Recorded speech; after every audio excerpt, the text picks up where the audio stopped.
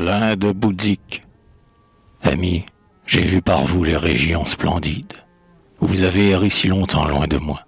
Votre amour et vos soins, qui m'y servent de guide, m'en ont ôté l'effroi.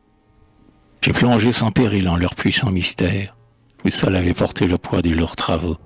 Vous seul aviez bravé, dans votre exil austère, 1000 dangers nouveaux. Moi, je jouais en paix de votre œuvre hardie, aux voyageurs aux mains pleines d'illusions. La sphère où je circule est par vous agrandie, car j'ai vos visions. Si vous avez vécu dans les siècles antiques, que les temples déserts vous semblaient contenir, moi, je hante aujourd'hui tous ces hautains portiques, dans votre souvenir. L'Inde s'est tout entière empreinte en vos pensées, et, comme j'y sais lire, ainsi je l'entrevois, sa présente misère et ses splendeurs passées me frappent à la fois. Comme vous, ce que j'aime en elle, triste esclave, ce n'est pas sa beauté qu'un maître viola, ni ses villes d'or fin que l'eau du Gange lave, que l'Occident vola. C'est l'idée immortelle, invincible, insondable, qui jadis y fleurit, digne d'un tel décor, qui, dans le sein muet du désert formidable, s'épanouit encore.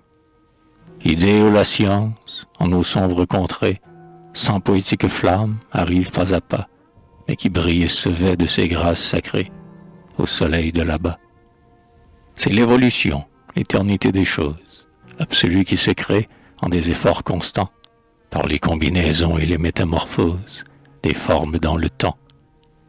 C'est notre être, perdant au tombeau sa substance, mais s'immortalisant par tout ce qu'il aima, effet qui devient cause après son existence, mystérieux karma.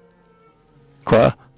Ne suffit-il pas à notre ardeur amère, au sein du radieux et vivant tourbillon, de laisser après nous de notre œuvre éphémère un éternel sillon? Quoi?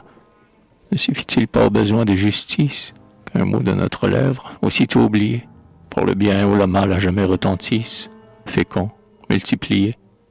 À notre lâche cœur qui cherche un vain salaire, que peindrait de plus grand ses vœux intéressés? Et pour nous arrêter aux heures de colère, n'est-ce donc point assez? L'Inde le proclama pendant 3000 années, notre aride science à peine le pressent. Ces hautes vérités, vous les vite ornées, d'un cadre éblouissant.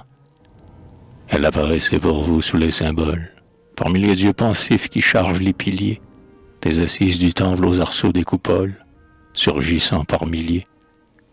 Et vous les écoutiez dans cette nuit sublime, où la lune, versant sa limpide clarté, éclairait pour vous seul, comme au fond d'un abîme, une morte cité. Je revois avec vous ces scènes inouïes, les monstrueux chevaux le long des murs dressés, les merveilles de l'art partout épanouies, en rêves insensés. Parlez, il est meilleur d'aimer que de connaître. Ces deux bonheurs pour moi sont en vous réunis. L'univers ne met rien s'il n'enferme en votre être ses secrets infinis.